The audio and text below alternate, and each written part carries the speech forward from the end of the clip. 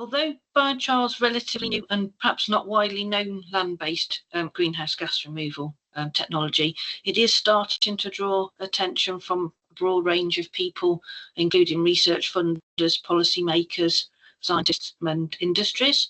So biochar works by locking away a proportion of the carbon from the plants or organic materials that it's made from. And if these materials were burned or for energy or for left to rot, that carbon would normally just be released back into the atmosphere. So if you turn them into biochar, the carbon can be stored for a long time, potentially for like centuries to thousands of years. So beyond storing carbon, biochar's also got other uses. So it can also improve soil quality. It helps soil hold more water and nutrients, which can benefit crops in agriculture, horticulture and forestry.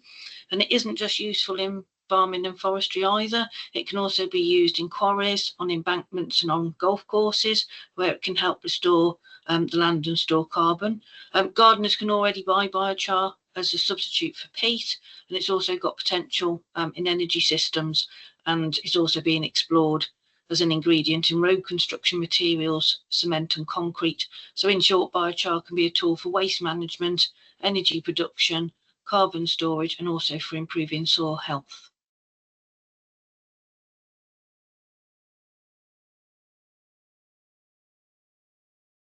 So technological advancements often raise complex ethical questions that can't just be answered by scientific methods alone. So social science explores issues such as privacy, equity, and the moral implications of emerging technologies.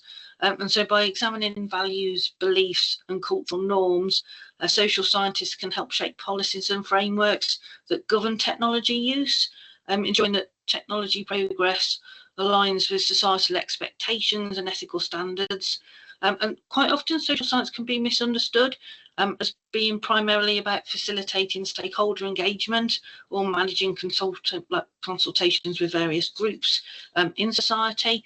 And while engagement can be a component of social science research, it's crucial to recognise that social science is also about knowledge generation. And its core purpose is to create, test and refine theories and insights about human understandings, also about society, culture and various institutions. So social science research is crucial to the success of greenhouse gas removal in the UK because it illuminates the complex dynamics that underpin the adoption and legitimacy of new climate solutions such as biochar.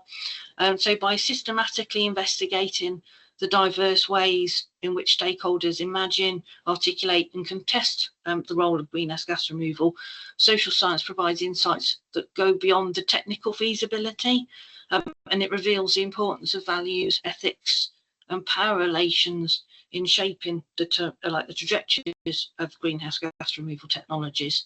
And one of the key contributions of social science is its ability to foreground expertise, agency and concerns of stakeholders. And so by enabling diverse voices to be heard, social science research can challenge the dominance of top-down technocratic approaches, and it supports the development of more inclusive and legitimate outcomes. And this is essential for building trust and guiding effective implementation and ensuring that GGR policies and practices are responsive to the realities of communities actually on the ground. So social science also plays a vital role in identifying and addressing the distributive and procedural injustices that can arise from greenhouse gas removal strategies.